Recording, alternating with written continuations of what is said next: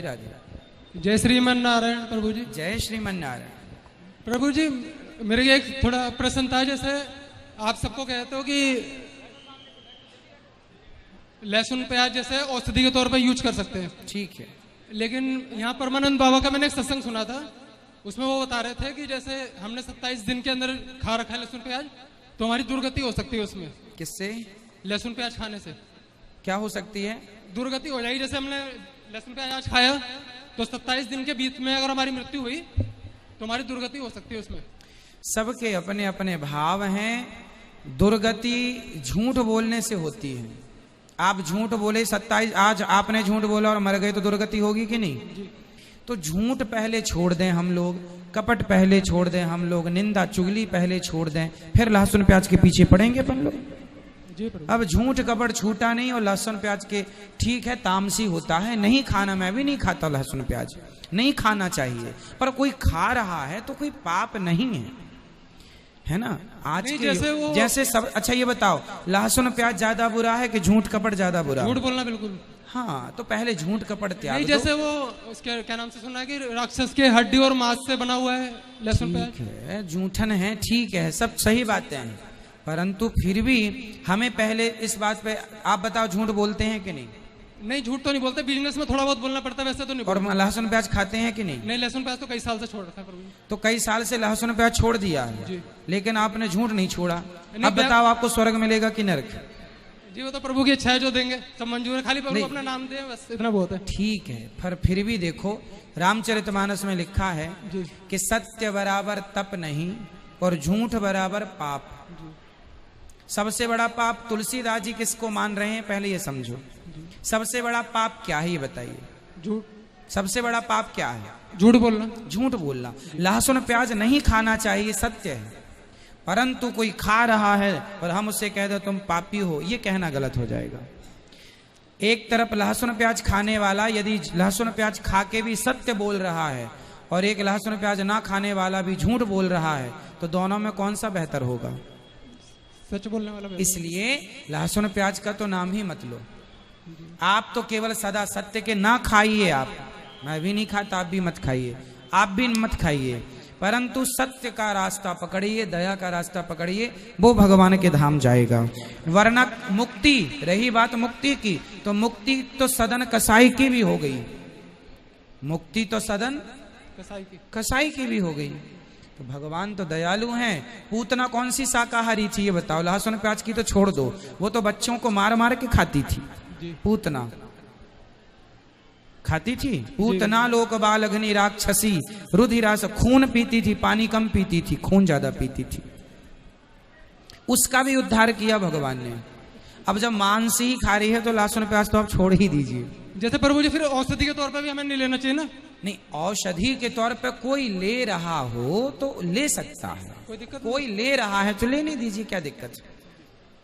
और प्रभु जी एक और क्वेश्चन था मेरा रामचरितमानस से, उसमें एक जगह आता है कि 10,000 लोग राजा एक साथ मिलकर धनुष उठाते हैं। भूप साहस 10 एक ही 12 लगे उठावन टरही नटा। तो धनुष ऐसा कितना बड़ा था कि 10,000 राजा एक साथ? आप इस चौपाई का अर्थ समझे नहीं।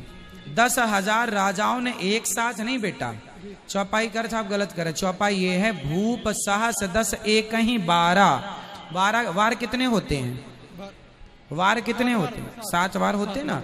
तो उन 7 वारों में एक वार को, एक दिन को 10,000 राजाओं ने ट्राई किया लेकिन हिला भी नहीं, ये अर्थ है उसका। एक वार एक दिन में 10,000 राजाओं ने ट्राई किया, तुमने भी उठाया, हमने भी उठाया, हिला नहीं, ये अर्थ है। ये नहीं कि 10,000 ने एक साथ उठाया, ये भी अर्थ कोई करे तो गलत नहीं है, पर फिर भी एक ही वारा में एक दिन में 10,000 राजाओं ने ट्राई किया, ये अर्थ है। प्रभु जी आपने श्री संप्रदाय को क्यों चुना आपने? हाँ, श्री संप्रदाय को ही क्यों चुना आपने? हमने नहीं चुना, हम तो अपने गुरुजी के चरणों में अपने आप को समर्पित कर गए और गुरुजी ने जो परंपरा दी हम उस परंपरा पर चलने लगे। गुरु रास्ते पर चलते हैं, मैंने अपने से चुनाव नहीं किया, मैंने तो अपने से केवल गुरु चरण पकड़े हैं और गुरुजी ने जो जो रास्ता बताया उस रास्ते पर चलता हूँ। और प्रभु जी एक इस्कॉन में जैसे बताते हैं कि भगवान कृष्ण जी के नाम के बराबर शिव के नाम को मानना अपराध है, नाम अपराध बताते हैं, तो सही है ये गलत है? भागवत जी में एक टीका हमारे संत ऋषि मुनियों ने की है, जिनका वंशीधरी श्रीधरी टीका के नाम से जानते हैं। उसमें लिखा है कि हरि हर योर न भेदा, हरि हर योर न भेदा, हरि और हर में भेद नहीं मानना चाहिए। इससे क्या होगा, इससे हम सनातन धर्म तो खतरे में चला जाएगा। जी बिल्कुल, ये तो लड़ाने की बात हो गई ना। कल को शंकर जी का भक्त कहे क्यों जी हम जो कर रहे हैं क्या गलत है? नहीं जी, हरि और हर दोनों एक ही हैं, राम और कृष्ण एक ही हैं, है ना। भगवान, अब देखो आस्था है, मेरी आस्था भगवान श्री मन नारायण में है, मैं नारायण नारायण जपूं।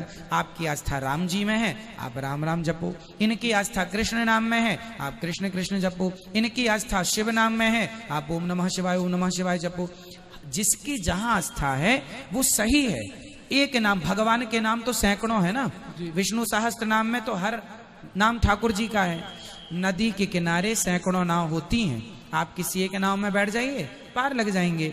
तो कोई राम नाम को पकड़ ले या कृष्ण नाम को पकड़ ले, कोई शंकर नाम को पकड़ ले या नारायण नाम को पकड़ ले, पार सभी हो जाएंगे। जिसने श्रद्धा से पकड़ रखा, पकड़ो, अपने को पकड़ के रखो, और ये ना कहो कि हमने जो पकड़ा है वही सही, तुम्हारा गलत है। ये तो अपराध हो जाएगा, ये तो अपराध हो जाएगा।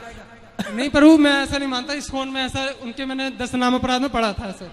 पर वो ये मान्यता मेरे हिसाब से, किसी का मैं खंडन नहीं करता, पर मेरे हिसाब से ये कहना अपराध है कि केवल हम ही सही हैं, आप गलत। जय श्रीमन नारायण। जय श्रीमन नारायण। भगवान श्री कृष्ण के नाम की महिमा कम नहीं है, भगवान राम नाम की महिमा कम नहीं है, और भगवान शिव के नाम की महिमा भी कम नहीं है। तीनों एक ही तत्व हैं, अज्ञानवश दो दिखाई पड़ते हैं। जैसे आंख में उंगली यहां लगाइए तो एक का दो दिखाई पड़ जाएगा। उसी प्रकार अज्ञानवश कुछ लोग शंकर जी को और नारायण को अलग अलग मानते हैं। ये अलग अलग है नहीं, एक रूप ही उनका नारायण है, एक रूप उनका शिव है। वह एक ही 3 रूपों में प्रकट भई, ब्रह्मा विष्णु महेश, 3 काम करने के लिए। एक सृष्टि उत्पन्न, एक सृष्टि पालन, एक संहार। एक तत्व, एक सोना एक होता है पर आभूषण बहुत होते हैं। उसी तरह ईश्वर तत्व एक श्रीमन नारायण है, उनके रूप उनके नाम अनेक हैं।